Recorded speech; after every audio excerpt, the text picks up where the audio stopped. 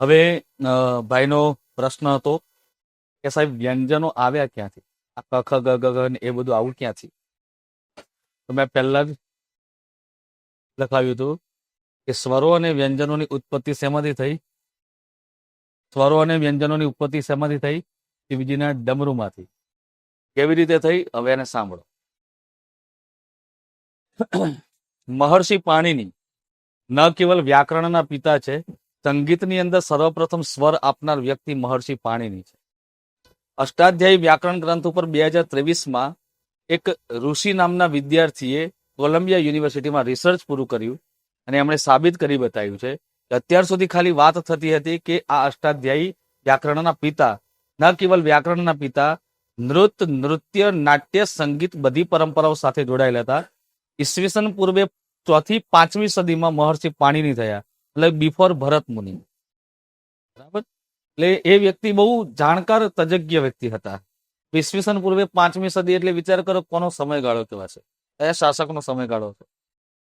અજાત શત્રુની પહેલાનો સમયગાળો થઈ ગયો, કે અરાઉન્ડ એ સમયગાળો કહી શકાય. બરાબર છે? ઇવન કે ભગવાન બુદ્ધનો પણ સમયગાળો અરાઉન્ડ એની પહેલા, મતલબ કે એમના અનુયાયીઓનો, મતલબ કે એ પ્રચાર પ્રસાર જે હતો ને એ અહીંથી શરૂઆત થાય છે. જે ધર્મ પ્રચારકની શરૂઆત છે એ અહીંથી વેગ પકડે છે અને ધીરે ધીરે ધીરે ધીરે ઈસવીસન પૂર્વે 2જી સદી એટલે કે મૌર્ય અશોકના સમયમાં ટોપ પર એમ. હવે આ સમયમાં મહર્ષિ પાણિનીએ શિવજીનું ડમરું સાંભળ્યું. આપણને એમ થાય કે શિવજીનું ડમરું સાંભળ્યું. શિવજી જે ડમરું વગાડતા હતા એને પણ એમને પણ થયું કે શિવજીનું જે ડમરું વાગે છે ખરેખર ડમરું છે શું? એટલું તો શિવજીને તાંડવ કરવા પર મજબૂર કરી નાખ્યું. એટલા માટે એને સાંભળ્યું, તેને પેલા લાગ્યું ડમ ડમ ડમ ડમ ડમ ડમ ડમ ડમ છે. અને એનું કોન્સન્ટ્રેશન જુઓ તમે, ખાલી તમારા કોન્સન્ટ્રેટની તાકાત એટલી છે કે એક પેશન્સ માંગે, એના માટે પેશન્સ જોઈએ. અને પેશન્સ એટલો હતો કે ડમ ડમ ડમ ડમ ડમ ડમ એને એ વખતે કહેવાય છે કે ડમરૂના નાદને ફાસ્ટ વગાડતા હતા, પણ લેસ 2x સ્પીડની અંદર એ વ્યક્તિ સાંભળતા હતા. અને પછી સાંભળ્યું, જરા સાંભળજો, હું સ્પીડમાં બોલીશ પછી ધીમે રહીને બોલીશ. ડમ ડમ ડમ ડમ ડમ ડમ ડમ ડમ ડમ ડમ ડમ ડમ ડમ ડમ ડમ ડમ અયવણ રૂકે યમ ગયો એટલે હરે વરટલાની યમ ગણનમ સભે ગડદસ જબ ગડદસ ખબર ચડતા ચડતા કપૈસ સસર હલ. આ 14 સૂત્રો. કેટલી સ્પીડમાં?